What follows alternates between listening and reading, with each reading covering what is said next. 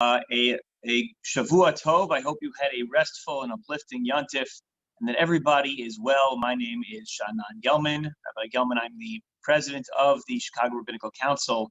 I want to thank those who have joined us from near and far for the past week as we prepared for Shavuot together, Kish Echad, B'Lev Echad, really in the absence of our shuls, bringing the Jewish people together in a beautiful way, both in Chicago and around the globe. In a minute, I'm going to introduce our Av Beistin. Welcome Eitan Katz, who's with us to entertain us with some beautiful, uplifting music this morning. And I hope that everyone really had a chance to enjoy, to partake in our learning. We had hundreds of hours of learning cumulatively between our community, between our different rabbis and rebbitzins from last Motzei Shabbos through Erev Shavuot. And I'm hopeful, and we've been talking about this project with a lot of people, that this type of collaboration will continue in the future. Popular demand that we get a chance to learn from each other, the vast talent that exists around our community. It really is something to behold. It really is something remarkable. And I am grateful to have discovered through this crisis this incredible opportunity that we have to share with each other, to grow and learn from one another. And it is my distinct pleasure to introduce our Av Beistin, Harav Yonna Reiss Shlita, to share a few words.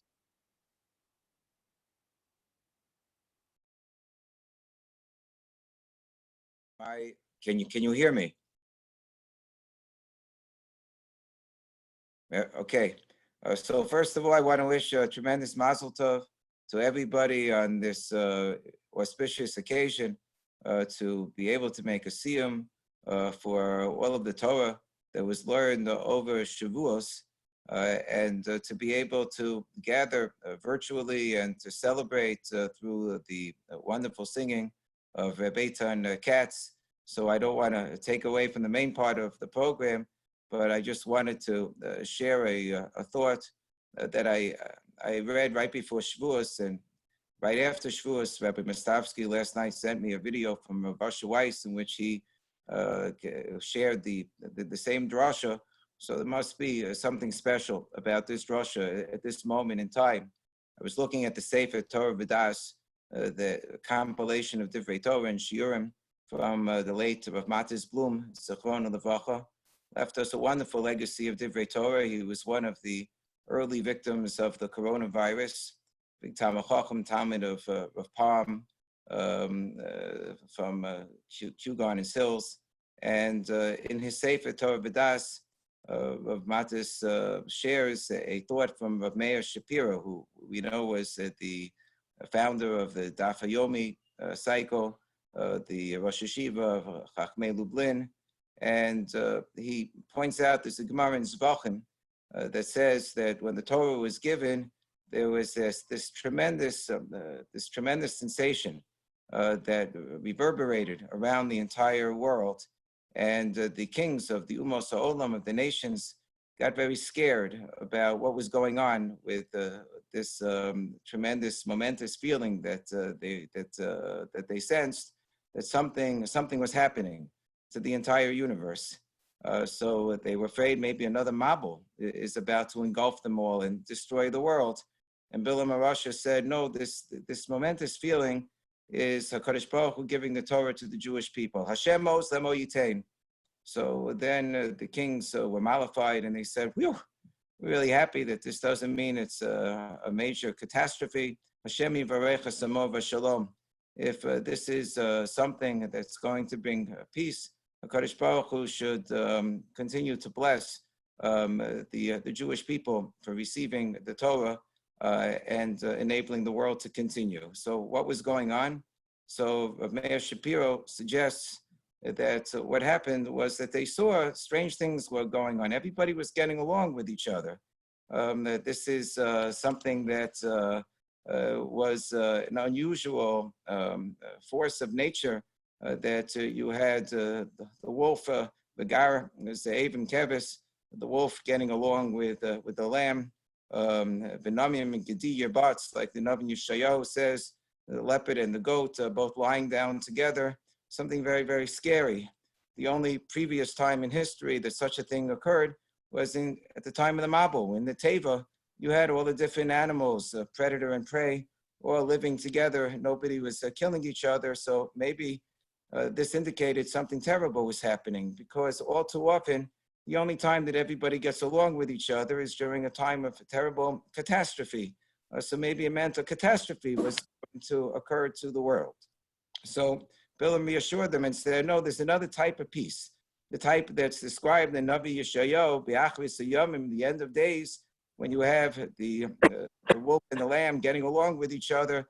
That's a sign of peace and tranquility, and a sign that there is goodness in the world. And how is that brought about? How do you have that type of achdus? That type of achdus is not the achdus of a pandemic per se. It's not the achdus of some type of a terrible attack or some type of a terrible crisis that engulfs the entire world.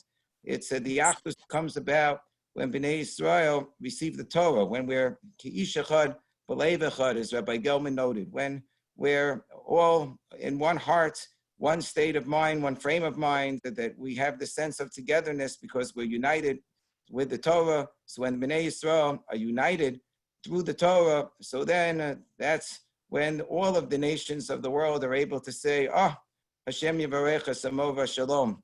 This is what brings about the greatest salvation for the entire world.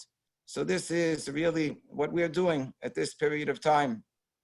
The learning of Torah that you have performed, that we are celebrating today. This is what ensures that we should be able to maintain a sense of harmony, a sense of togetherness when, Mi'as Hashem, we're able to overcome and get over this pandemic, when we're able to go out and reopen our shuls and our batei midrashos fully again, that we should have this spirit of togetherness, the spirit of peace, the spirit of getting along, the spirit of achdus that only can come about through the Torah.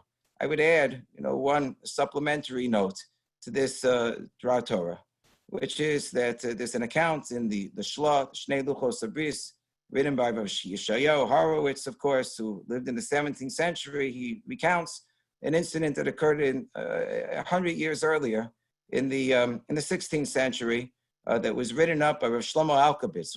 He records everything as it was written by Rav Shlomo Alkabetz. There was a Shavuos night. This really is the forerunner of what we observe today as Tikkun Leil Shavuos, somewhere in Italy, in Turkey, where Rav Yosef Karo and Shlomo Alkabetz were living at the time, and they got together. They didn't even have a minyan. Just like the learning that you did this past Tikkun Leil Shavuos. Just a few people got together and they were learning. And after they had learned a couple of Masechtos of Mishnayos, suddenly the Shekhinah itself manifested itself in front of them, started speaking through Rav Yosef Karo and saying, what you have achieved today, what you have achieved through staying up on Shavuos night or through your tremendous zeal of Torah learning, you have no idea of how much you have comforted me, how much you have comforted the Shekhinah, how much shalom, how much peace you have brought upon the world. And when you're able to get together and have a minyan of people learning, if you should be able to achieve that, how much more pleasing that's going to be in front of the Shekhinah. But you have achieved so much, even right here and now. And the Shekhinah encouraged both of them, said, Alu Eretz Yisrael, don't stop here in Turkey, go up to Eretz Yisrael. We know the ending of the story of Yosef Karo went to Eretz Yisrael and wrote the Shulchan Aruch. Shlomo Alkabetz went up to Eretz Yisrael. He composed the Lecha Dodi. It is through this confluence of learning of Torah and singing to HaKadosh Baruch Hu with beautiful songs. This is what brings peace to the Shekhinah.